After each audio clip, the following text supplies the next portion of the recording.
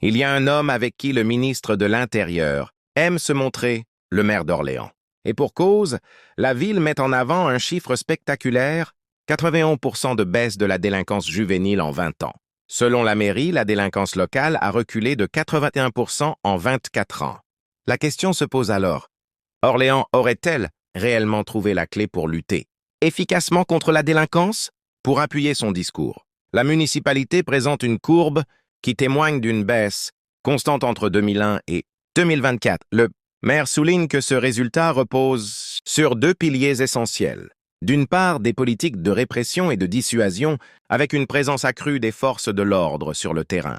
D'autre part, des actions de prévention menées depuis plus de 20 ans, comme la lutte contre le décrochage scolaire. Chaque année, près de 7 millions d'euros sont consacrés à ces dispositifs, entre accompagnement éducatif, suivi social et partenariat avec les associations locales. Une autre partie du budget va directement au renforcement de la sécurité afin d'assurer un contrôle constant dans les quartiers sensibles. Cependant, derrière ces chiffres impressionnants, certains observateurs invitent à nuancer l'analyse.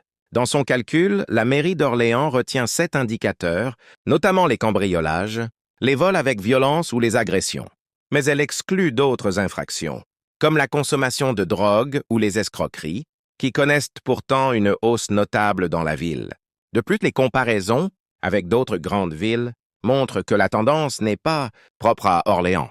Entre 2016 et 2024, on observe une baisse des cambriolages et des vols de voitures non seulement à Orléans, mais aussi à Caen et à Besançon, avec des courbes très proches. Enfin, il faut noter qu'à partir de 2008, les chiffres repartent légèrement à la hausse à Orléans. Certaines infractions connaissent une progression préoccupante, notamment les violences conjugales, les vols simples et les violences intentionnelles.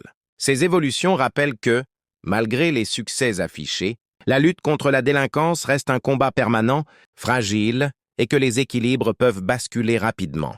Orléans apparaît donc comme un exemple intéressant, mais pas forcément unique ni définitif.